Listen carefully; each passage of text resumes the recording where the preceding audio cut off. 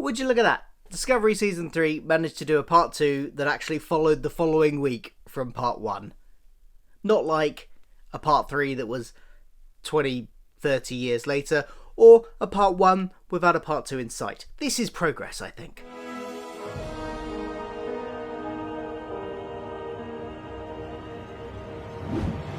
Hello, I'm Phil. Welcome to my channel where I talk about all the geeky pop culture that I like and consume, including Star Trek, where I'm doing weekly reviews of Star Trek Discovery right here. So hit the like button and subscribe and all that jazz. Hit the bell button as well, because then you get notifications about when I post these reviews.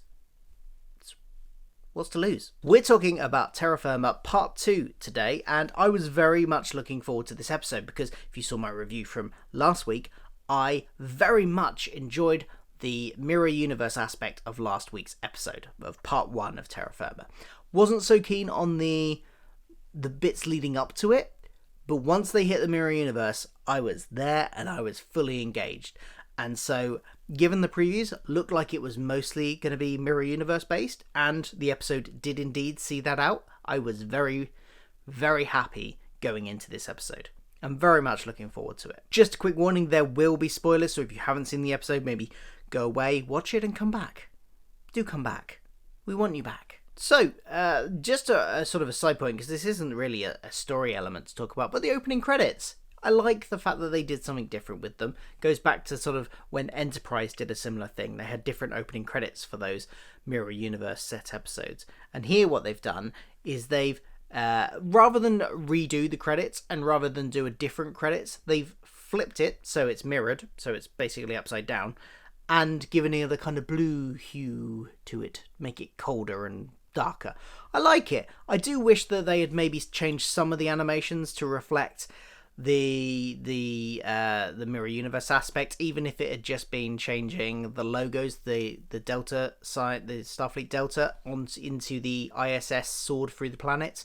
That kind of thing would have been nice to see, even if they kept the rest the same. But, you know, it was nice to see something a bit different. This was very much a character piece for Giorgiou, and I think it did a really good job and did what I think the rest of this season has been failing to do with Giorgiou, because a lot of the season, and I think I mentioned this last week, has been telling us that she's been changing, but not showing us the change happening or the catalyst for the change, or not really, you know, it'll just, something will happen and then she'll do something and it will be different to how she would have done it before, but we don't see the sort of journey there. We haven't seen that.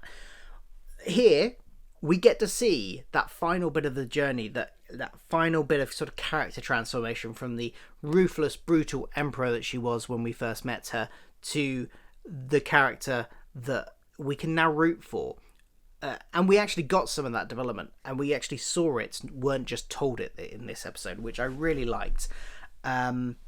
We can see right from the start that she's changed. There's little things like the fact that, you know, just the fact that she wants to believe in Michael, and she wants to, her version, the Mirror Universe version of Michael, and she wants to get her back on side rather than just execute her. That's something she might not have done before. And she even has that line, "I believe you can change as I have." She knows she's changed. She knows that the Prime Universe has changed her, and she wants to have that sort of effect on Michael. So instead of killing her, she tortures her, as you do to those you love.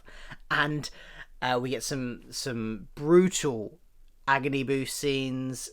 We get sort of juxtaposed with the sort of more gentle bits where Giorgiou is visiting her and talking to her and trying to convince her to submit and give up her co-conspirators and come back into the fold, which she seemingly eventually does. And I think, again, spoilers, I think I knew from the start that it was going to be a trick. It didn't seem very genuine. But then she started to give up her co-conspirators, and they were all the ones that we knew about before, all the ones we'd seen in that episode in the Mirror Universe that were working with Lorca. She definitely gave up all of those, and she even killed Detmer, who had been helping her kill the other ones in the end. So we thought she'd gotten rid of all the co-conspirators, but of course it was just a trick. And I really liked that twist, even though I kind of saw it coming. It cemented sort of the disappointment in Georgiou, sort of cemented that kind of change in her character. And talking about the change in the character, we get, like I said, we get several moments, not just the stuff with Michael, but we get some lovely scenes with Saru in this, the Mirror Universe Saru, where she, refuses to kill him when he's approaching I've forgotten what it's called, something. I can't remember what it's called. The thing that the Kelpians go through. He's approaching that. He thinks he's going to go mad and die, so he asks her to be the one to cull him. But that's when she tells him that no, that's not what this process is. You will go through a few days of madness, then you'll come out of it the other side stronger. And then she takes Kelpian off the menu on the ship as well, and she clearly is a changed person, and we get to see that demonstrated here quite effectively in her actions. She even vows to Saru that she is going to change the Mirror Universe. She's going to change that universe and reshape it, and she's going to do things a bit more through diplomacy. Not that she won't be, I think she still intends to be quite strong as a leader, and will put down things where she can, when she has to, but use violence where she has to. But she clearly has taken some lessons from the Prime Universe, and will use diplomacy, and has acknowledged the fact that rebellions will keep happening again and again, and just keep on booting them down will just make them stronger. Whereas using other tactics, divide and conquer, like she does with the what they call the collective, this race, she uses things, diplomacy and back channel means to sort of disrupt that collective instead of just going in and killing them all. And she says that she has to, give her subjects something to live for and not just to fear. And so she's clearly learned some lessons from the Prime Universe there. Other things I like, we got to see Arium again. That was a nice surprise. Arium was on the bridge, unaltered, cyborgified. Arium was on the bridge, referred to by name, so definitely her, not just the actress playing a different character. So that was quite fun. I don't know if she was in last week's episode. Maybe she wasn't. I just missed her. I like the fact that when the double cross happens, Giorgiou was expecting it, and she had armed Saru and some other Kelpians, as well as gotten Killy there ready to help her out, because she knew that the betrayal was inevitable. And eventually she realizes she's sort of backed into a situation where she has to kill Michael. She doesn't want to, but she's backed into that sort of no-win situation. She has to do it. And I think this is the point where her character development has reached full circle, and absolutely she is a changed person. And she realizes, and in that last fight with Michael, she realizes that things can be done in a different way. And it's the development we haven't seen. As I said earlier, we've always been just told she's changing, but I think this actually shows her changing. You can see the sort of realizations, the final cog sort of clicking into place, and the realizations of there is a better way than this.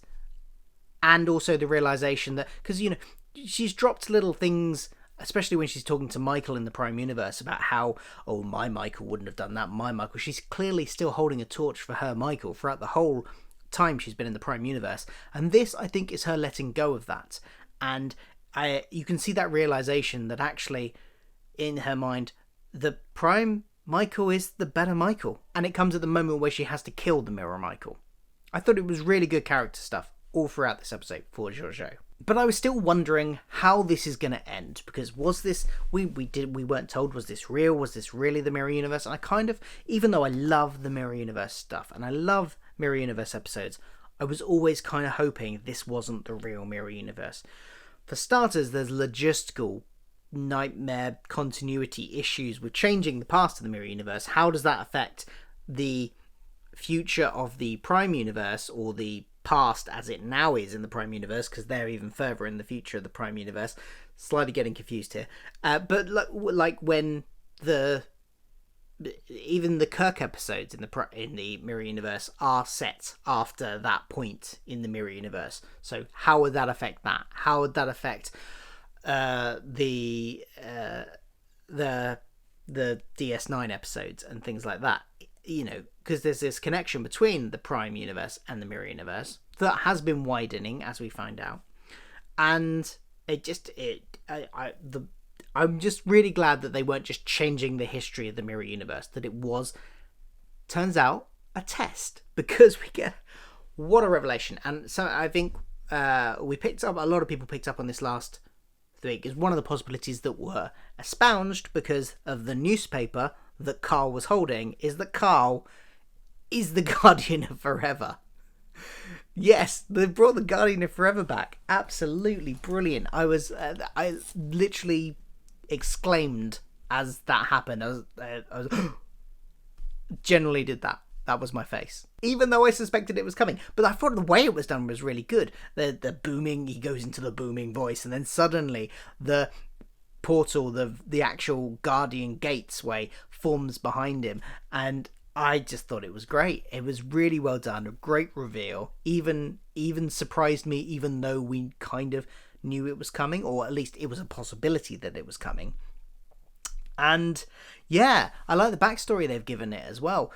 The fact that the portal, the Guardian, went into hiding during the Time War. I'm thinking Doctor Who now, but the Temporal Cold War, and the following Temporal War. That it went into hiding because people were trying to use it. Right, all sorts of races were trying to use it in that war, and it didn't want to be used in that war, so it hid away, moved planets, and it's clearly not just a solid stone portal. It can move wherever it wants to go, and has quite significant more powers than just creating a sort of time corridor to another place, including creating a kind of vision test thing for Georgiou, which is what happened here. She was being tested to see if she was worthy, if she had changed enough, and if sending her to a different time, other than where she was at the moment, would, just wreak havoc there instead. Would she end up, being a horrible person back in the past? Because the condition that she's suffering from that is killing her is basically that she's both out of universe and out of time, and they only need to fix one of those. So they could send her back to the Mirror Universe, or they could just send her back to the time that she is from, but in the Prime Universe. And that's what Carl does. That's what the Guardian does. It sends her back to the equivalent of her time in the Prime Universe, which is obviously how we're going to then get the Section 31 show starring her. She's going to arrive back in the past, and she already has some Section 31 credentials. She's already worked for them, so I guess she goes in and reclaims her old job, I guess.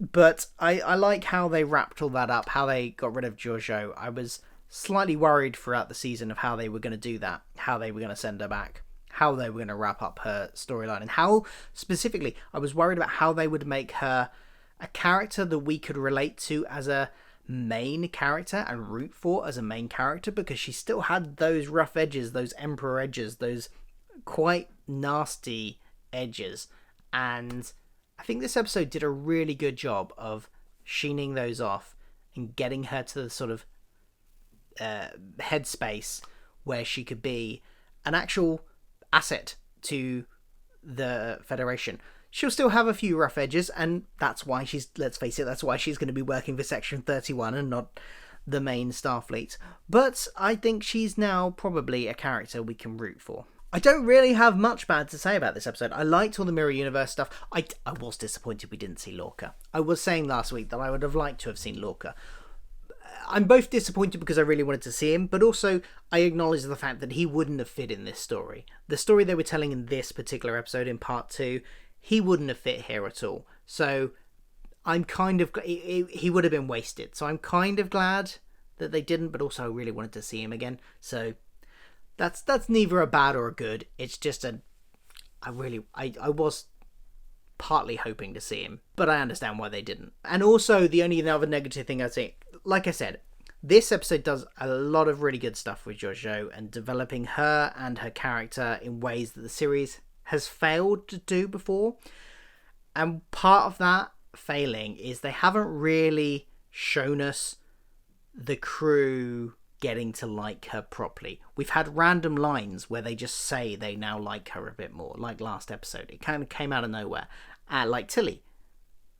And here we get a similar thing. We get the eulogies, and yeah, everyone's always nice about somebody who's died, but that they maybe actually think. But it still felt a little bit hollow, all those eulogies at the end. They didn't feel like they were how the characters would actually react to what we've seen of their interactions with Giorgiou so far.